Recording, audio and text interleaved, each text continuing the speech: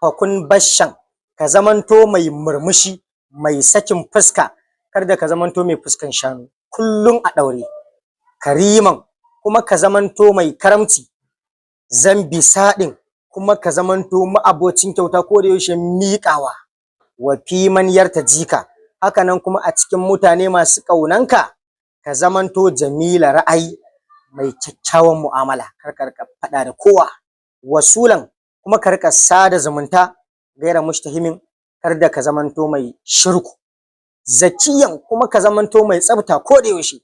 Jamila sa'ayin, kuma ka zamanto mai kyakkyawan ayyuka baki ɗaya. Fil injazi wa'ai, a cikin cika alƙawari. Ra'ufan bid dara'iki, ka zamanto mai tausaya ma talakawa. Aryahiyan, mai yawan jin kunya.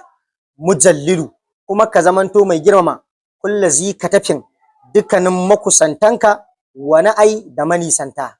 Ba'idan an sabila shari, kuma ka nisanta kanka daga ayyukan shari.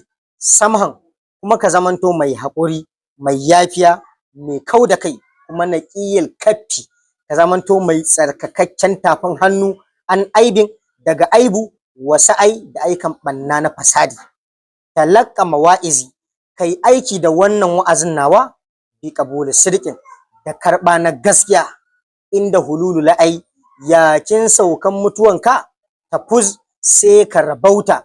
Bil unsi, da fira da manyan mutane, shine annabi Muhammadu sallallahu alaihi wasallam da sahabbansa baki ɗaya.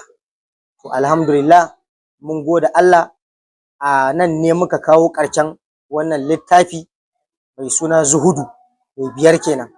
Da fatan dukkanin abin da muka karanta Allah ya sa ya amfane ni, ya kuma amfani duk mai saurara na baki ɗaya, albarkacin shugabanmu annabi Muhammadu. Allahumma salli ala sayyidina Muhammad al-fatihi lima ughliq wal khatimi lima sabaqa nasrul haqqi bil haqq wal hadi ila siratikal mustaqim wa ala alihi haqqa qadrihi miqdarihi al-azim. Salatan tamla'ul azal wal abad zamanan wa makana madruba adad ma fi Allahu ya wahid ahad. Nabi wannan salati ne da ladan shi da falalan shi da duk wanda ya ji da wanda ya karu, to hadiya ga maulana rigirgina annabi Muhammad sallallahu alaihi wasallam. Da fatan Allah ya sa yayi farin ciki da wannan abun da muka yi. Insha Allahu, yanzu kuma za mu koma littafin Badamasi kenan na yaban annabi Muhammadu, wanda malamai suke mata laƙabi da badandamani ka bar ni ba dan ka